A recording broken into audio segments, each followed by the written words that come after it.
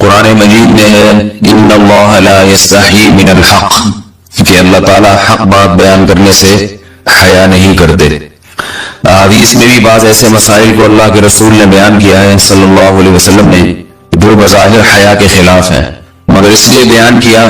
کہ اگر آپ صلی اللہ علیہ وسلم بیان نہ کرتے تو لوگ ان بے شرمی کے کاموں میں مبتلا ہو جاتے۔ اسی وجہ سے میں بھی یہ ہمت کر رہا ہوں کہ ایک اور ایسا گناہ جو جس میں لوگ مبتلا ہیں اور وہ ہے حیا کے خلاف، مگر ہے بہرحال شریعت کا مسئلہ اور لوگ اس میں گناہ میں مبتلا بھی ہیں، اس لیے بتانا ضروری ہے۔ وہ یہ ہے کہ لوگ شادی کے بعد بھی آج کی نوجوان نسل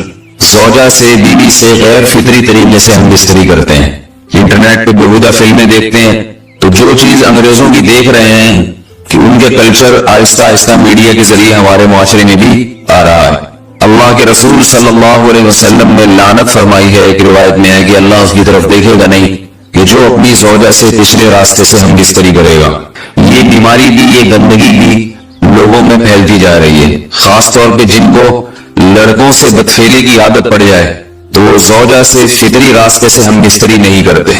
اللہ نے فرمایا کہ نساؤکم حرث لکم، یہ تمہاری زوجات ہیں، بیویاں ہیں، یہ نسل بڑھانے کے لیے ہے۔ تو اسی راستے میں انسان اپنی خواہش کو پوری کر سکتا ہے جس راستے سے نسل بڑھتی ہے، اس کے علاوہ کسی اور راستے سے اپنی خواہش کو پورا کرنا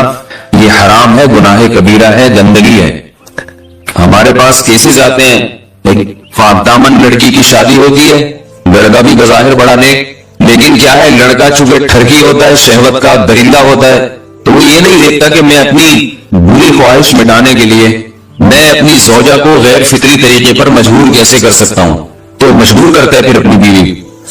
اس میں جو عورتیں زیادہ پاک دامن نہیں ہو، نیک نہ ہو، یا ان کو یہ ڈر ہو کہ طلاق ہو گئی تو ہم کہاں جائیں گے، وہ پھر اپنے شوہر کے ساتھ اسی غیر فطری طریقے پر آمادہ ہو جاتی ہیں، اور اس کا عذاب اور اس کا وبال یہ ہوتا ہے کہ کچھ دنوں میں ان کو بھی اسی کی لت پڑ جاتی ہے۔ انسان جب بھی کوئی غیر فطری راستہ اختیار کرتا ہے، آخرت کا عذاب تو بعد میں، دنیا کا عذاب یہ آتا ہے کہ پھر اس کو لذت فطرت میں آتی نہیں ہے، اور جو راستہ اللہ نے رکھے اس میں اس کو لذت نہیں آئے گی، تو وہ گندگی میں گھسنے کی کوشش کرے گا،